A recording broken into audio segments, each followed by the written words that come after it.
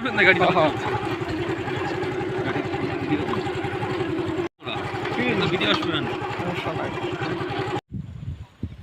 বন্ধুরা, আমাদের গ্রামে কি কি আছে, সৌন্দর্যর দিক থেকে কি কি আছে সেটা দেখাবো। প্রথমেই আমার মাথার উপর যে গাছটি দেখতে পাচ্ছেন, এই গাছটি হচ্ছে বড়ই। এখন ফল নাই, ফলের সিজন না, তাই তো কিছুদিন পূর্বেই ফলের সিজন শেষ হয়ে গেছে।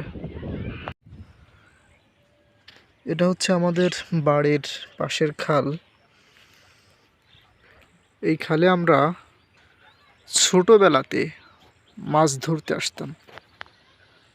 সাধারণত দুই মৌসুমে মাছ ধরতে আসতাম। একটা মৌসুম হচ্ছে বড়শি দিয়ে মাছ বাঁধানোর সময়, আর একটা মৌসুম হচ্ছে খালে যখন পানি শুকিয়ে যেত। আপনারা দেখতে পাচ্ছেন এখন পানি আছে, কিন্তু মাছ মারার উপযুক্ত সিজন এখন না। এই পাশে আপনারা দেখতে পাচ্ছেন মাঠ। এখানে বিভিন্ন ধরনের ফসল উৎপাদন হয়, ধান, তারপর সরিষা, পাট ইত্যাদি।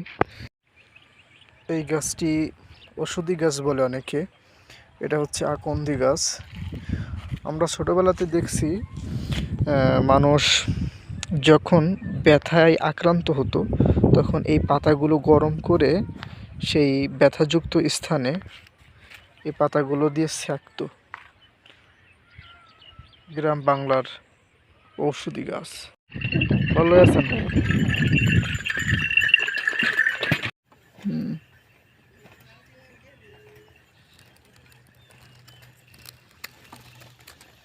প্রতিদিন যদি 20-30 লিটার উৎপাদন করা যায় ভালো তো। এখানে অনেকগুলো গরু দেখা যাচ্ছে, ঘাস খাচ্ছে।